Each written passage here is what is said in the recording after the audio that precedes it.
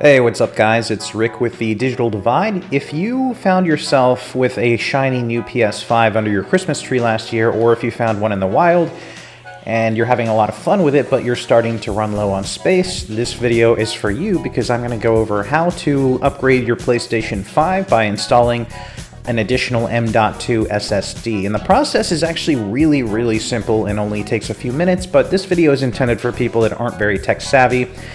Before I get into it, I just want to say do your homework, find an SSD that's actually compatible with the PS5. It does need to have a heatsink installed that has a thermal pad on it as well, because this thing does get really hot while it's running. So just do your homework. This is the model that I got on Amazon.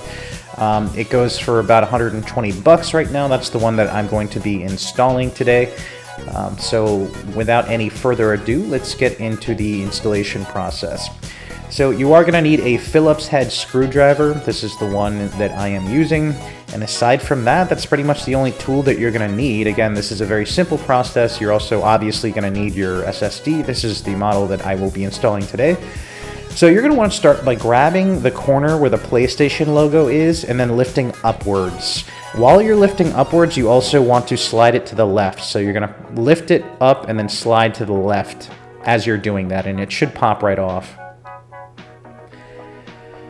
So that's the front faceplate, and we didn't really even need to take that one off, but I just did it to show you how the process works. Now we're going to take off the faceplate on the back where the Blu-ray drive is, and this is the one that actually is where the SSD will be installed. So we're going to go ahead and remove this one as well. And on the upper right-hand corner, you can see the SSD slot that we're going to be installing our M.2 into. And there's only one screw that holds this thing in place. So we're going to go ahead and start by removing that.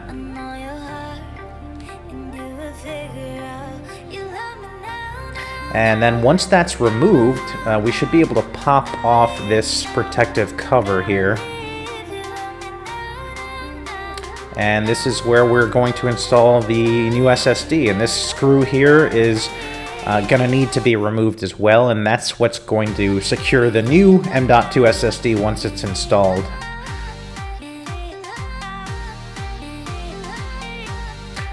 Alright, so we're going to go ahead and remove that and grab our SSD.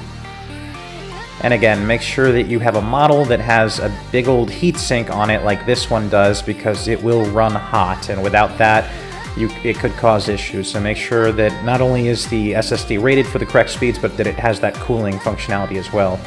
Now, I recommend using a flashlight because it's kind of hard to see inside of here, but if you shine the light there, you should be able to see the slot where this just snaps into place. So go ahead and just pop that in until you hear a little snap.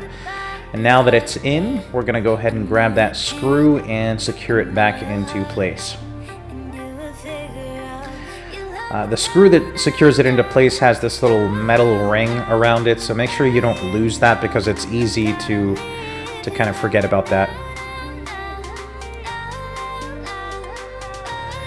And this is what it looks like here. Alright, so we're going to go ahead and screw this back into place. Once the SSD is secured, we're going to go ahead and put the protective cover back on top. And again, there's one screw that secures that into place.